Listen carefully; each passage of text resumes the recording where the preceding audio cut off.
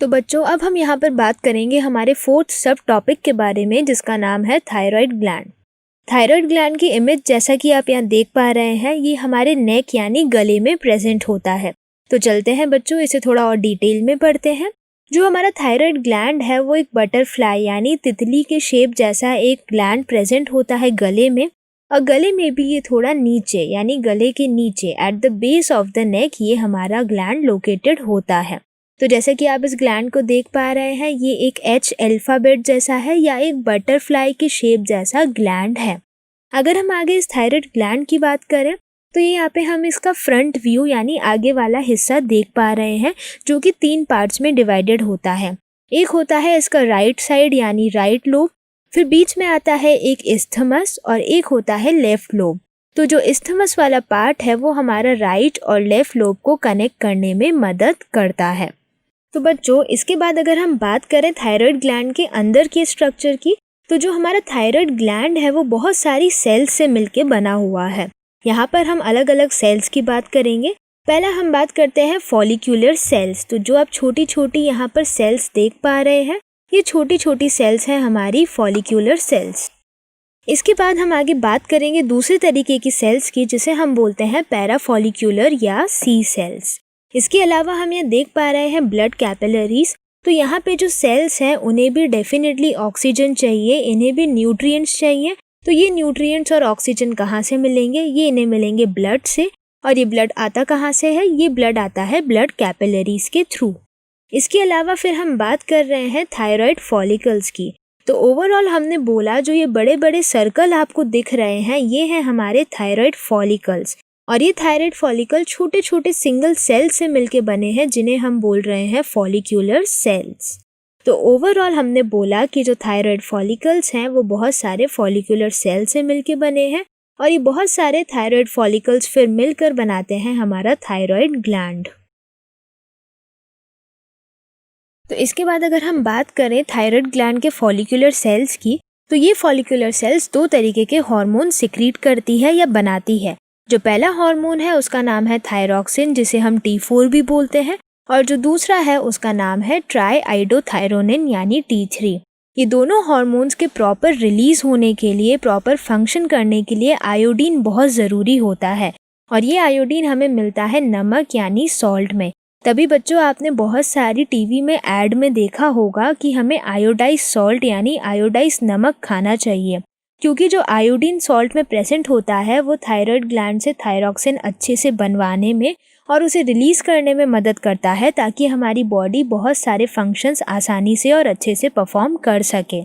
अगर ये आयोडीन हमारी बॉडी में बिगड़ जाता है यानी इसका डिसबैलेंस हो जाता है, अगर ये ज़्यादा हो जाता है या कम हो जाता है, तो उससे थायराइड ग्लैंड की फंक्शनिंग अफेक्ट हो जाती है और 2 तरीके की बीमारियां होती हैं। एक तरफ हम बात करते हैं हाइपोथायरॉयडिज्म, जब आयोडीन कम हो जाता है। दूसरा हम बात करते हैं हाइपरथायरॉयडिज्म, जब आयोडीन बहुत ज़्यादा हो जाता है। तो हाइपो मतलब कम और हाइपर मतलब ज़्यादा। तो हाइपोथायरॉयडिज्म एक ऐसी बीमारी है जिसमें आयोडीन हमारी बॉडी में कम हो जाता है, और हाइपरथायरॉयडिज्म एक ऐसी बीमारी है जिसमें आयोडीन कंटेंट हमारी बॉडी में बहुत ज़्यादा हो जाता है।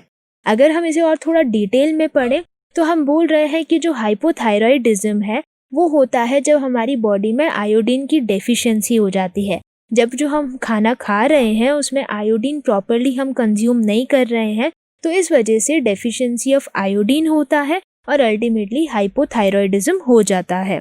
तो हम अल्टीमेटली बोलते हैं there is a low secretion of thyroid hormone, और जो थायराइड हार्मोन बहुत कम रिलीज हो रहा है, जो थायरॉक्सिन बहुत कम रिलीज हो रहा है, उसे एक बीमारी होती है जिसे हम बोलते हैं गॉइटर।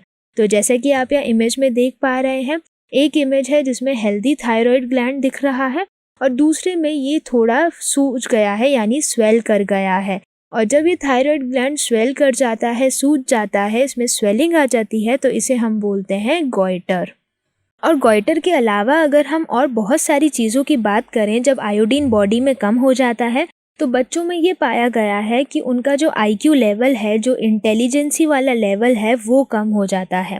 इसी के साथ साथ हम बात करते हैं जो बच्चे हैं वो मेंटली रिटार्डेड हो जाते हैं, यानी उनका दिमाग एक नॉर्मल, एक हेल्दी इंडिविजुअल जैसा काम नहीं करता है, और ये सारे सिम्टम्स हो जाते हैं हाइपोथायराइडिज्म के।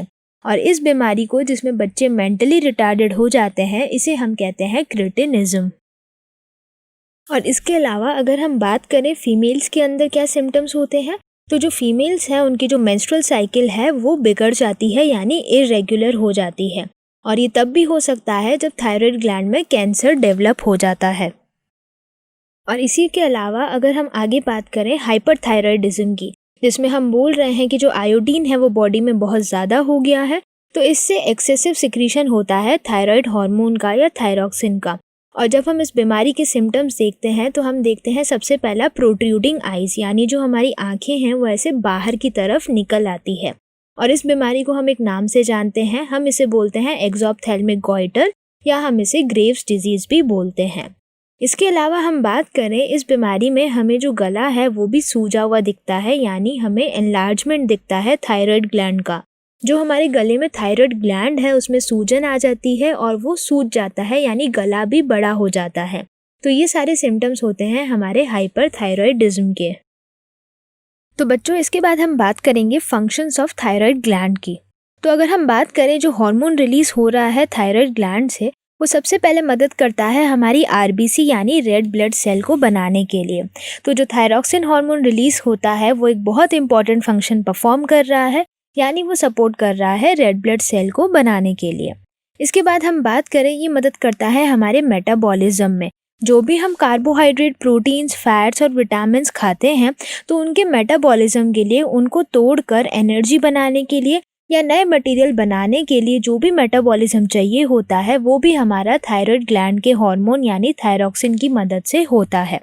इसके बाद जो थर्ड इम्पॉर्टेंट फंक्शन है वो है maintenance of water and electrolyte. तो जो हमारी बॉडी में वाटर और सॉल्ट्स होते हैं उनको प्रॉपर मेंटेन करके चलना, उनका बैलेंस बनाते हुए चलना, ये भी एक इम्पॉर्टेंट फंक्शन होता है हमारे थायराइड ग्लैंड का। तो बच्चों, क्या आप रेडी हैं कॉन्सेप्ट टेस्ट के लिए? चलिए एक चैलेंज देखते हैं। हमारा क्वेश्चन है, name a butterfly shaped endocrine gland. Options हैं A thyroid gland, B parathyroid gland, C pineal gland और डी पिट्यूटरी ग्लैंड। तो हमारे पास ये 4 ऑप्शंस हैं जिसमें से हमें एक बटरफ्लाई शेप का एक एंडोक्राइन ग्लैंड पहचानना है। हम यहाँ पर वीडियो को 2 मिनट के लिए पॉज करेंगे ताकि आप इन क्वेश्चन को सॉल्व कर सकें। हमारा आंसर है ए यानी थायराइड ग्लैंड। जैसा कि हमने अभी सीखा है कि जो हमारा थायराइड ग्लैंड है वो एक बटरफ्लाई यानी तितली की शेप का एंडोक्राइन ग्लैंड है जो हमारे गले यानी नेक रीजन में प्रेजेंट है।